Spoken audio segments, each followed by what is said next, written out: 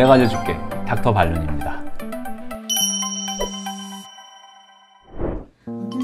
저희 어머니가 고령의 환자분이고 현재도 지병이 많으신 편입니다. 퇴행성 협착증이 아주 심하다는 판정을 받았는데요. 이런 경우 전신과 치료하면 문제가 가실 텐데 걱정됩니다. 저희 어머니 같은 경우는 어떤 없을까요?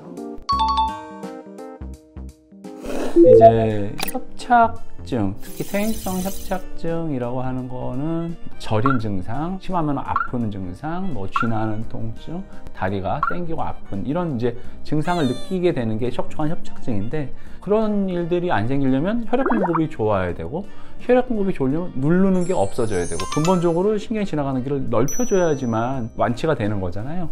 이걸 넓혀주려면 결국은 신경이 지나가는 길을 찾아 들어가서 신경을 압박하고 있는 거를 넓혀줘야 되거든요. 그러니까 협착증 같은 경우는 보통은 퇴행성이고 누구나 생길 수가 있고 잘 적응하면 된다라고 얘기를 해요. 당연한 얘기예요. 그러니까 신경이 지나가는 길이 나이가 들면 누구나 조금씩은 좁아져요. 이런저런 이유로. 본인의 불편함을 해결하려면은 단순히 이게 그냥 나이가 들어서만 생기는 게 아니라 그로 인해서 뭔가 불편함이 초래하고, 그러면 이건 또 병이 맞다라고도 얘기를 하는 거거든요. 그럼 이제 병을 치료하려면은 이걸 넓혀줘야 되는데, 그런 과정을 우리가 이제 수술이라고 하는 과정을 통해서 해야 되는 건데, 마취를 통해서 이제 안 아프게 수술을 할 수가 있는 거죠. 마취 동안은.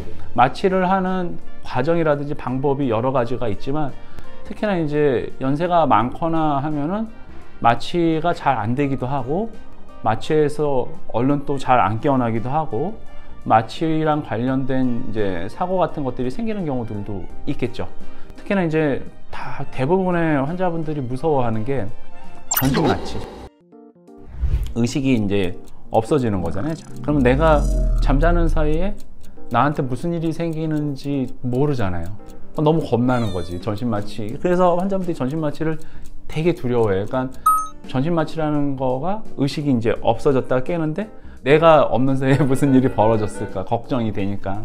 근데 이제 마취과 선생님들한테 여쭤보면은 전신 마취랑 하반신 마취 중에 전신 마취가 더 안전하다고 그래요. 하반신 마취는 척추 이제 경막이라든지 척추 안에다가 마취약을 넣어가지고 반절을 마취시키는데, 이 마취를 시켜버리면은 그 밑으로 가는 혈액이라든지 뭐 신경이나 이런 것들이 다 같이 마취가 되면서, 특히 이제 혈관 같은 게 이렇게 늘어나거나 그러면은 피가 잘 이렇게 내려갔다가 올라오질 못하면서 잘 돌게 하는 거에 좀 부담을 느낄 수가 있어요. 전신 마취는 가스를 가지고 하는 거거든요. 우리 몸에 이제 기도삭간을 해가지고 폐에다가 이제 가스를 이렇게 쭉 넣게 되면은 그게 이제 몸 안에 돌면서 피에 녹아 들어가면서 폐의 기능이 잘 유지가 되면은 아주 정밀하게 가스의 농도를 유지를 시킬 수가 있어요. 그러니까 마취를 얕게도 할 수가 있고 깊게도 할 수가 있고 중간 정도도 할 수가 있어가지고 마취를 안정적으로 할 수가 있단 말이에요. 수술 과정에서 출혈이 나거나 하더라도 그런 것들을 이제 우리가 따라간다라고 했는데, 수혈을 한다든지 수액을 준다든지 이래가지고 이제 그걸 맞춰주는데, 그런 걸 하기에도 전신 마취가 편하다고 얘기를 해요. 마취과 원장님은 전신 마취가 더 안전하다고 하지만 서전, 수술하는 의사 입장에서는 빨리 끝나는 수술 같은 경우라고 하면 하반신 마취를 선호하기도 해요. 환자분이 깨어있는 상태에서 수술을 하니까 우리가 즉각적으로 환자가 뭐 불편한 거를 대처를 한다든지, 전신 마취 같은 경우는 마취를 가스를 넣어서 이걸 올리고 다시 가스가 다시 빠져나오고 하는 데까지 아직 깨우는데 시간이 많이 걸리거든요.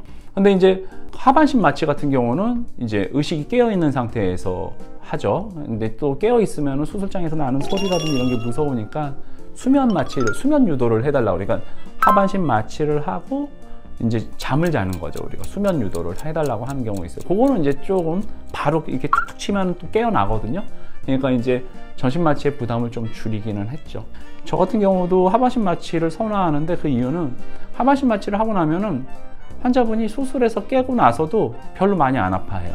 하반신 마취를 하면은 마취가 풀리는 동안 한 10시간에서 12시간 동안 하반신 마취가 돼 있으니까 오히려 환자들이 허리 수술, 무릎 수술 했는데 깨어서 멀쩡하게 깨어 있는데 회진 돌 때 가면은 하나도 안 아파하시는 경우도 있어요. 그래서 수술 후 통증을 관리하고 하는 데는 하반신 마취하는 게 훨씬 편하죠.